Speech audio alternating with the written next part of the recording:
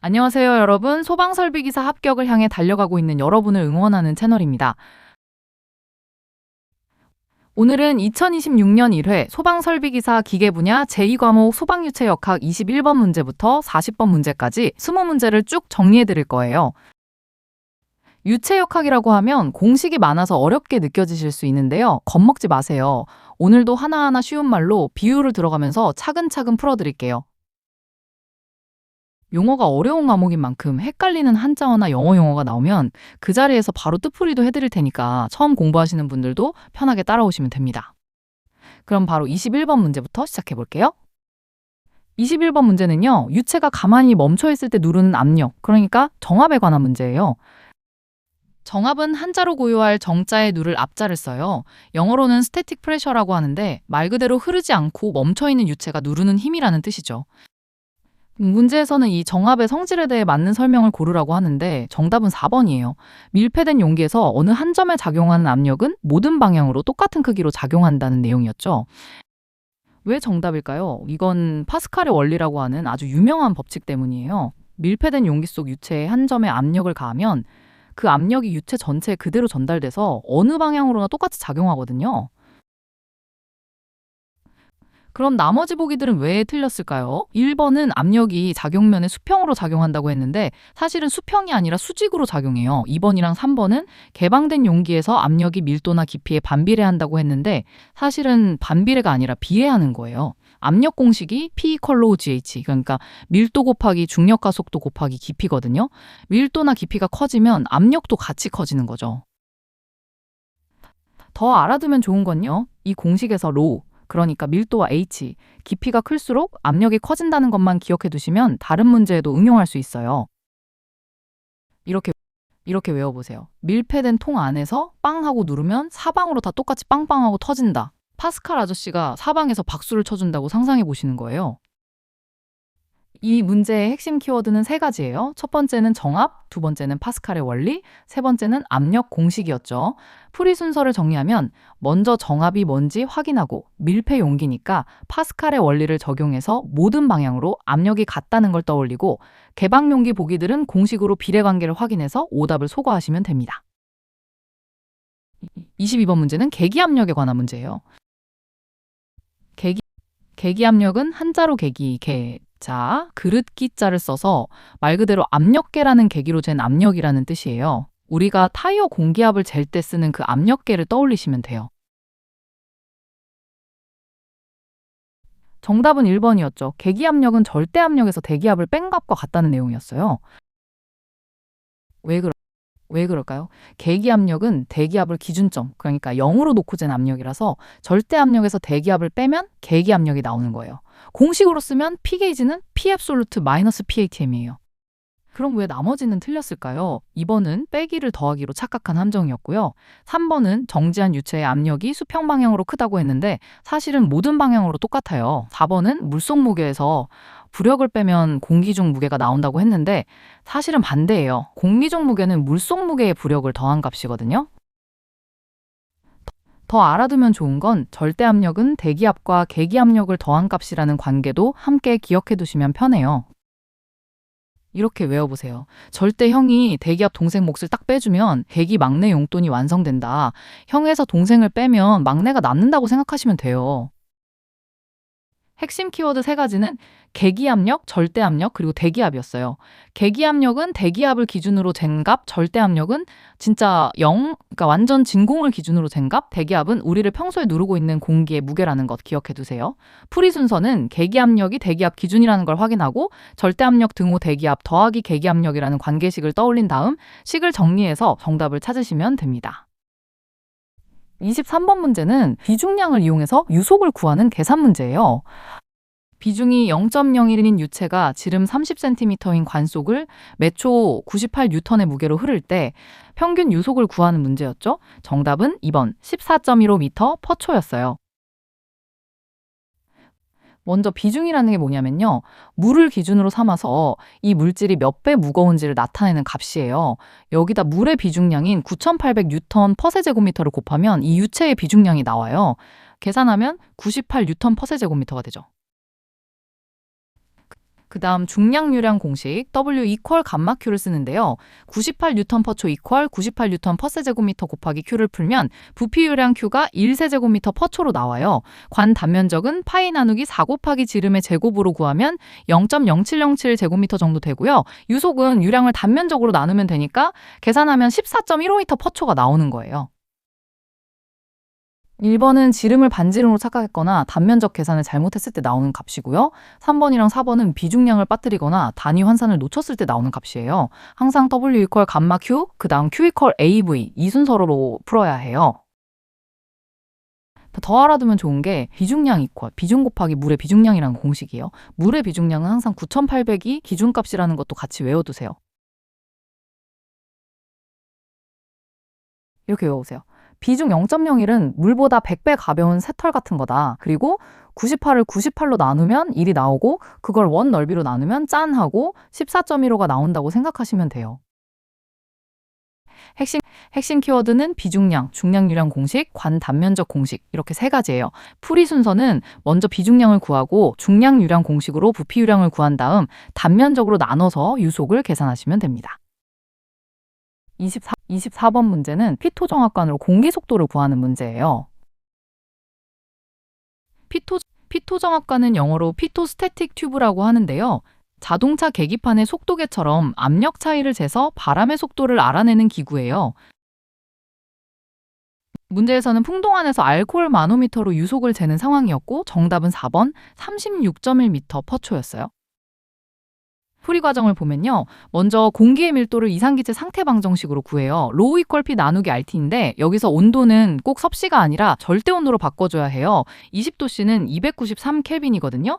계산하면 공기 밀도가 약 1.2 kg per 세제곱미터가 나와요. 그 다음 알코올의 비중량을 구해요. 비중 0.8에 물의 비중량 9,800을 곱하면 7,840N per 세제곱미터가 나오고 여기다 높이차 10cm를 곱하면 압력차가 784파스칼이 나와요. 마지막으로 피토관 공식 V 이퀄 루트 이 델타 P 나누기 로우에 대입하면 36.1m per 초가 나오는 거예요. 1번이랑 2번, 3번은 절대온도 변환을 빠뜨리거나 킬로파스칼을 파스칼로 바꾸는 걸 놓치거나 공식의 루트 2를 빠뜨렸을 때 나오는 값들이에요. 단위랑 온도 변환을 항상 먼저 확인하셔야 해요. 더 알아두면 좋은 게 이 공식에서 로우는 마노미터에 쓰인 알코올의 밀도가 아니라 실제로 흐르고 있는 유체, 그러니까 공기의 밀도라는 점이에요. 이거 진짜 많이들 헷갈리시더라고요. 이렇게 외워보세요. 피토가 알코올을 10cm 마시고 취해서 시속 36.1로 비틀비틀 뛰어간다고 상상해보세요. 핵심 키워드 세 가지는 피토정확관 공식, 이상기체 상태방정식, 그리고 압력차 공식이었어요. 풀이 순서는 절대온도로 바꿔서 공기 밀도를 구하고 알코올 비중량과 높이로 압력차를 구한 다음 피토관 공식에 대입하시면 됩니다. 25번 문제는 추의 무게 변화로 액체의 비중을 거꾸로 구하는 문제예요. 납으로 만든 추를 액체 속에 넣었더니 무게가 가벼워졌다는 상황인데요. 정답은 4번 0.815였어요. 이건 부력 개념을 쓰는 문제예요. 부력은 한자로 뜰 부자를 써서 물속에서 물체가 가벼워지는 만큼의 힘이라는 뜻이에요. 공기 중 무게에서 액체 속 무게를 빼면 부력이 나와요. 4N에서 2.97N을 빼면 1.03N이 나오죠. 그 다음 부력 공식 FV 이퀄 감마 V를 거꾸로 풀어서 액체의 비중량을 구해요. 1.03을 부피로 나누면 약 7,984N per 세제곱미터가 나오고 이걸 물의 비중량 9,800으로 나누면 0.815라는 비중이 나오는 거예요. 1번이랑 2번, 3번은 부력을 구하는 뺄셈을 반대로 하거나 물의 비중량으로 나누는 걸 빼먹었을 때 나오는 값들이에요. 항상 공기 중 무게에서 액체 속 무게를 빼는 순서를 지키셔야 해요. 더 알아두면 좋은 게 이 방법을 쓰면 비중계 없이도 저울과 추만 있으면 액체의 비중을 잴 수 있다는 거예요. 이렇게 외워보세요. 4N짜리 추가물에 풍덩하니까 2.97N으로 살이 빠졌다. 빠진 살 1.03을 부피로 나누면 0.815가 짠 하고 나온다고 생각하시면 돼요. 핵심 키워드는 부력 공식, 그리고 비중 공식 이렇게 세 가지였고요. 풀이 순서는 공기 중 무게에서 액체 속 무게를 빼서 부력을 구하고 부력 공식으로 액체의 비중량을 구한 다음 물의 비중량으로 나눠서 비중을 계산하시면 됩니다. 26번 문제는 카르노 사이클의 열효율을 구하는 문제예요. 카르노 사이클은 이상적인 열기관 사이클로 실제 열기관이 낼 수 있는 최대 효율의 이론적인 한계를 보여주는 개념이에요. 정답은 이번 50.6%였어요. 공식은 에타 이퀄 1 마이너스 t 저온 나누기 t 고온인데요. 여기서 온도는 반드시 절대온도로 바꿔야 해요. 10도씨는 283 켈빈, 300도씨는 573 켈빈이 되죠. 계산하면 1 마이너스 283 나누기 573이 약 0.506, 그러니까 50.6%가 나와요. 1번은 고온이랑 저온을 반대로 넣었을 때 나오는 값이고 3번이랑 4번은 절대 온도로 바꾸지 않고 섭씨를 그대로 나눴을 때 나오는 값이에요. 항상 273을 더해서 켈빈으로 바꾸는 걸 잊지 마세요. 더 알아두면 좋은 게 온도 차이가 클수록 열효율도 커진다는 거예요. 이렇게 외워보세요. 283을 573으로 나누면 절반쯤 되니까 1에서 빼면 딱 50.6%, 카르노 아저씨가 반타작이네 하고 웃는다고 생각하시면 돼요. 핵심 키워드는 카르노 사이클 열효율 공식, 절대온도 변환, 그리고 저온과 고온 열원 이렇게 세 가지였어요. 풀이 순서는 섭씨를 켈빈으로 바꾸고 공식에 대입해서 1에서 온도비를 빼면 정답이 나옵니다. 27번 문제는 비열에 대한 설명 중에 틀린 걸 고르는 문제예요. 정답은 3번이었어요. 비열비는 일반적으로 1보다 크지만 1보다 작은 물질도 있다는 설명이 틀렸다는 거죠. 왜 틀렸을까요? 비열비는 정합비열을 정적비열로 나눈 값인데요. 정합비열은 항상 정적비열보다 커요. 왜냐하면 정합비열 마이너스 정적비열이 기체상수인데 이 값은 항상 양수거든요. 그래서 비열비는 어떤 물질이든 항상 1보다 커요. 1보다 작아지는 경우는 없다는 게 핵심이에요. 그럼 나머지 보기들은 왜 정답이 아닐까요? 1번은 정적비열의 정확한 정의고요. 2번도 비열비의 정확한 정의, 4번도 정합비열의 정확한 정의예요. 이 셋은 다 맞는 설명이라서 정답이 될 수 없는 거죠. 더 알아두면 좋은 게 비열비는 물질마다 값이 다른데 예를 들어 단원자 이상기체는 약 1.67, 공기 같은 이원자 기체는 약 1.4 정도예요. 그래도 항상 1보다는 크다는 게 포인트예요. 이렇게 외워보세요. 정합이 정적보다 항상 형이다. 그러니까 더 크다는 거죠. 그래서 비열비는 절대 동생, 그러니까 1 미만이 될 수 없다고 생각하시면 돼요. 핵심 키워드는 비열비, 정적비열, 정합비열 이렇게 세 가지였고요. 풀이 순서는 정합비열 마이너스 정적비열이 기체상수라서 항상 양수라는 관계를 확인하고 그래서 정합비열이 항상 더 크다는 걸 파악한 다음 비열비가 항상 1보다 크다는 걸 도출하시면 됩니다. 28번 문제는 펌프의 축동력을 계산하는 문제예요. 축동력은 한자로 축축자를 써서 펌프를 실제로 돌리는 데 필요한 힘이라는 뜻이에요. 정답은 1번 5.5kW였어요. 먼저 총량정을 구해야 하는데요. 흡입 쪽으로 4m, 송출 쪽으로 25m, 그리고 손실수도 5m를 다 더하면 34m가 나와요. 여기서 흡입 쪽이나 손실수들을 빠뜨리지 않는 게 중요해요. 그 다음 양수량을 초당 단위로 바꿔줘요. 매분 0.8세제곱미터는 매초 0.01333 세제곱미터가 되죠. 마지막으로 축동력 공식 P 이퀄 감마 QH 나누기 에타에 대입하면 9800 곱하기 0.01333 곱하기 34를 0.8로 나눠서 약 5.55kW가 나오는 거예요. 2번이랑 3번은 흡입 높이나 손실 수도를 빠뜨리고 계산했을 때 나오는 값이고요. 4번은 효율을 나누지 않고 반대로 곱했을 때 나오는 값이에요. 총량정에 손실 수도까지 꼭 포함시켜야 한다는 걸 기억하세요. 더 알아두면 좋은 게 축동력은 이론상 필요한 힘인 수동력을 펌프 효율로 나눈 값이라는 거예요. 실제 펌프는 마찰 때문에 에너지를 잃으니까 효율만큼 더 큰 힘이 필요한 거죠. 이렇게 외워보세요. 4에 25, 5를 다 더하면 34. 이게 총량정이고요. 80% 효율로 나누면 5.55kW가 완성된다고 생각하시면 돼요. 핵심 키워드는 축동력 공식, 총량정, 그리고 펌프 효율 이렇게 세 가지였고요. 풀이 순서는 총량정을 구하고 양수량을 초당 단위로 바꾼 다음 공식에 대입해서 계산하시면 됩니다. 29번 문제는 완전난류 유동에서의 손실수도에 관한 문제예요. 완전난류는 한자로 완전할 완자, 어지러울 난자를 써서 물이 아주 거칠고 어지럽게 뒤섞여 흐르는 상태를 말해요. 정답은 4번, 손실수도는 속도의 제곱에 비례한다는 내용이었어요. 이건 다르시 바이스바흐 공식 HL 이퀄 FL 나누기 D 곱하기 V제곱 나누기 2G로 설명할 수 있는데요. 완전난류 상태에서는 마찰계수 F가 레이놀즈 수랑 거의 상관없이 일정해져요. 그래서 손실수도는 속도의 제곱에만 비례하게 되는 거예요. 1번이랑 2번은 측류의 특징과 헷갈린 경우예요. 측류에서는 손실수도가 속도에 그냥 비례하거든요. 3번은 공식의 지수를 반대로 착각한 경우고요. 완전난류는 제곱에 비례한다는 것만 기억하시면 돼요. 더 알아두면 좋은 게 측류에서는 속도의 1승, 완전난류에서는 속도의 2승이라는 차이를 꼭 구분해서 외워두시면 좋아요. 이렇게 외워보세요. 완전히 난리난 물살은 속도 제곱만큼 더 세게 부딪힌다고 생각하시면 돼요. 핵심 키워드는 완전 난류, 다르시 바이스바흐 공식, 그리고 마찰 개수 이렇게 세 가지였고요. 풀이 순서는 완전 난류에서는 마찰 개수가 일정해진다는 걸 확인하고 공식을 떠올린 다음 마찰 개수가 일정하니까 손실 수두는 속도의 제곱에만 비례한다는 걸 도출하시면 됩니다. 30번 문제는 폴리트로픽 압축 과정에서 기체가 한 일을 구하는 문제예요. 폴리트로픽 과정은 압력과 부피가 PVN 이퀄 상수라는 특정 비율을 지키면서 변하는 과정을 말해요. 정답은 2번 마이너스 120kg로 줄였어요. 먼저 폴리트로픽 관계식으로 나중 부피를 구해요. V2 이퀄 V1 곱하기 P1 나누기 P의 1 나누기 N승인데 계산하면 약 0.371 세제곱미터가 나와요. 그 다음 일 공식 W 이퀄 P1V1 마이너스 PV 나누기 N-1에 대입하면 100에서 148.6을 뺀 걸 0.4로 나눠서 약 마이너스 121.5kJ이 나오고 이게 보기 중에 가장 가까운 2번이 되는 거예요.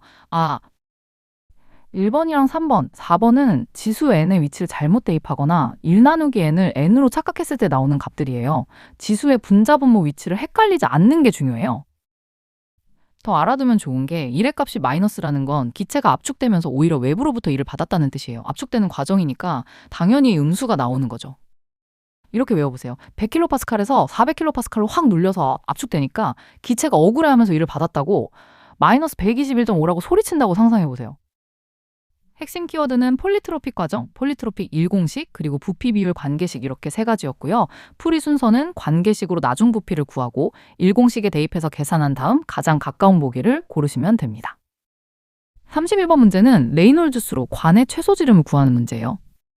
레이놀즈 수는 물살이 얌전한 측류인지 소용돌이치는 난류인지를 숫자로 알려주는 값이에요. 정답은 3번 3.03m였어요. 레이놀즈 수 공식은 R이 이퀄 VD 나누기 뉴인데요. 유속 부위를 유량 나누기 단면적으로 바꾸면 R이 이퀄 4Q 나누기 파이 D뉴가 돼요. 여기다 하임계 레이놀즈 수인 2100을 넣고 D에 대해서 풀면 D 이퀄 4Q 나누기 파이 R이 뉴가 되고 계산하면 약 3.03m가 나와요. 이 지름보다 관이 좁아지면 유속이 빨라져서 레이놀즈 수가 2100을 넘어 난류로 바뀌게 되는 거예요. 1번이랑 2번은 공식에서 개수를 잘못 넣거나 단위를 헷갈렸을 때 나오는 값이고 4번은 레이놀즈 수를 반대로 대입했을 때 나오는 값이에요. 더 알아두면 좋은 게 하임계 레이놀즈 수 약 2100은 유동이 측류에서 난류로 바뀌는 기준점이라는 거예요. 이 값보다 작으면 측류, 크면 난류라고 보시면 돼요.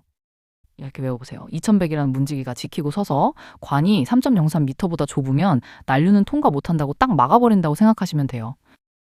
핵심 키워드는 레이놀즈 수 공식, 하임계 레이놀즈 수, 그리고 관지름과 유속의 관계 이렇게 세 가지였고요. 풀이 순서는 레이놀즈 수 공식을 떠올리고 임계값을 대입해서 지름에 대해 정리한 다음 계산하시면 됩니다.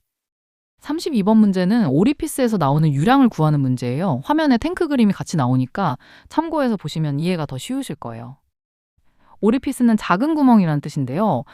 저장 탱크 아래쪽에 지름 10cm짜리 구멍이 있고 수면에서 그 구멍까지 물 깊이가 3m인 상황이에요.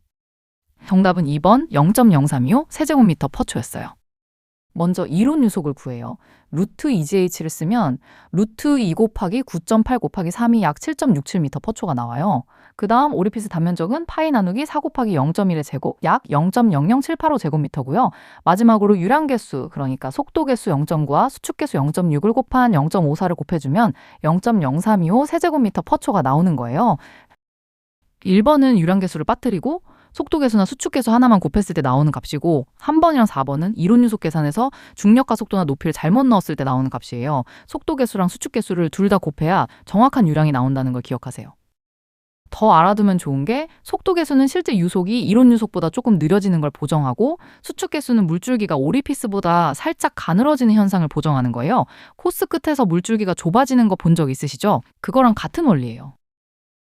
이렇게 외워보세요. 3m 높이에서 신나게 떨어지다가 0.9배로 느려지고 0.6배로 홀쭉해져서 딱 0.0325로 쏙 나온다고 생각하시면 돼요. 핵심 키워드는 오리피스 유량 공식, 유량 개수, 그리고 수축 개수 이렇게 세 가지였고요. 풀이 순서는 이론 유속을 구하고 오리피스 단면적을 계산한 다음 유량 개수를 곱해서 유량을 구하시면 됩니다. 33번 문제는 압축률로 가해진 압력을 구하는 문제예요. 압축률은 압력을 가했을 때 부피가 얼마나 잘 줄어드는지 나타내는 값이에요. 값이 작을수록 잘 안 눌린다는 뜻이죠. 정답은 1번 10의 7제곱 파스칼이었어요. 압축률 공식을 정리하면 델타 P 이퀄 델타 V 나누기 V, 그러니까 부피 감소율을 압축률로 나눈 값이 되는데요. 0.5%는 0.00으로 바꿔서 0.005를 5 곱하기 10의 마이너스 10제곱으로 나누면 10의 7제곱 파스칼이 나와요. 2번은 계산 중에 2를 곱하는 실수, 3번이랑 4번은 0.5%를 50%로 착각하거나 자릿수를 잘못 옮겼을 때 나오는 값이에요. 퍼센트를 소수로 바꿀 때 항상 조심하셔야 해요. 더 알아두면 좋은 게 압축률의 역수는 최적탄성계수라고 하는데요. 물은 이 값이 아주 커서 거의 압축되지 않는 비압축성 유체로 취급한다는 거예요. 이렇게 외워보세요. 0.5% 찔끔 줄어드는데 압력은 자그마치 10의 7제곱. 물은 역시 짠돌이라서 잘 안 눌린다고 생각하시면 돼요. 핵심 키워드는 압축률, 최적탄성계수, 압축률 공식 이렇게 세 가지였고요. 풀이 순서는 부피 감소율을 소수로 바꾸고 공식에 대입해서 계산하시면 됩니다.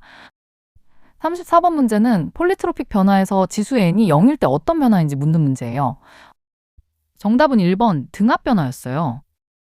PVN 이퀄 상수에서 n에 0을 넣으면 PV의 영승은 1이니까 그냥 P, 그러니까 압력만 상수로 남아요.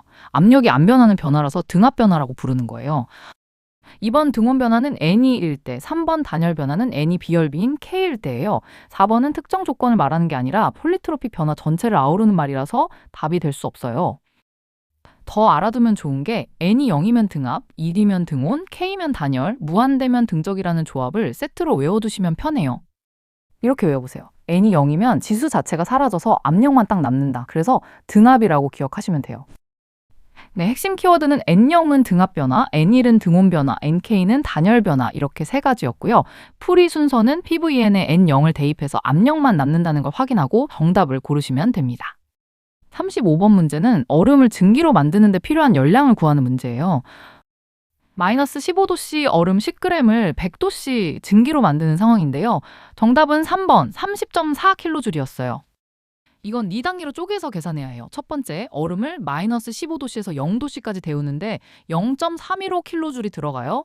두 번째, 얼음을 녹이는 융에 3.35kJ이 들어가고요. 세 번째, 물을 0도씨에서 100도씨까지 데우는데 4.18kJ, 마지막으로 물을 증기로 만드는 증발에 22.56kJ이 들어가요. 이걸 다 더하면 약 30.4kJ이 나오는 거예요. 1번이랑 2번은 4단계 중에서 융해나 증발 단계를 빠뜨렸을 때 나오는 값이고 4번은 그램을 킬로그램으로 바꾸는 걸 빠뜨렸을 때 나오는 값이에요. 4단계를 빠짐없이 다 더하는 게 핵심이에요. 더 알아두면 좋은 게 융해열이랑 증발잡열은 온도 변화 없이 상태만 바뀔 때 필요한 열량이라는 거예요. 온도가 변하는 구간에서 쓰는 비열이랑 헷갈리지 마세요. 이렇게 외워보세요. 얼음이 녹고 데워지고 펄펄 끓어서 4단 변신을 하는데 다 더하면 30.4가 나온다고 생각하시면 돼요. 핵심 키워드는 융해열, 증발잡열, 그리고 비열 이렇게 세 가지였고요. 풀이 순서는 얼음 온도 올리기, 녹이기, 물 온도 올리기, 끓이기 이 4단계 열량을 각각 구해서 모두 더하시면 됩니다. 36번 문제는 펌프의 캐비테이션을 방지하는 방법 중에 틀린 걸 고르는 문제예요. 캐비테이션은 공동현상이라고도 하는데요. 펌프 흡입 쪽 압력이 너무 낮아져서 물속의 기포가 뽀글뽀글 생기는 현상이에요. 이 기포가 터지면서 펌프 날개를 갉아먹거든요. 정답은 3번, 펌프의 회전 속도를 높여서 흡입 속도를 크게 한다는 내용이었어요. 왜 이게 틀렸을까요? 캐비테이션은 흡입 쪽 압력이 낮을 때 생기는 건데요. 회전 속도를 높이면 오히려 흡입 속도가 커지고 압력이 더 떨어져서 캐비테이션이 심해져요. 그러니까 방지법이 아니라 오히려 악화시키는 방법인 거죠. 1번 흡입 양정을 짧게 하는 것, 2번 흡입 손실 수도를 줄이는 것, 4번 펌프를 2대 이상 나눠 쓰는 것, 이 세 가지는 다 압력을 높여주는 방향이라서 실제로 캐비테이션을 예방하는 옳은 방법들이에요. 더 알아두면 좋은 게 캐비테이션을 막으려면 MPSH, 그러니까 유효 흡입 양정을 충분히 확보하는 게 핵심이라는 거예요. 이렇게 외워보세요. 펌프를 더 빨리 돌리면 물이 헐레벌떡 못 따라와서 뽀글뽀글 기포 파티가 열린다고 생각하시면 돼요. 핵심 키워드는 캐비테이션, 유효 흡입 양정, 그리고 흡입 손실수도 줄이기 이렇게 세 가지였고요.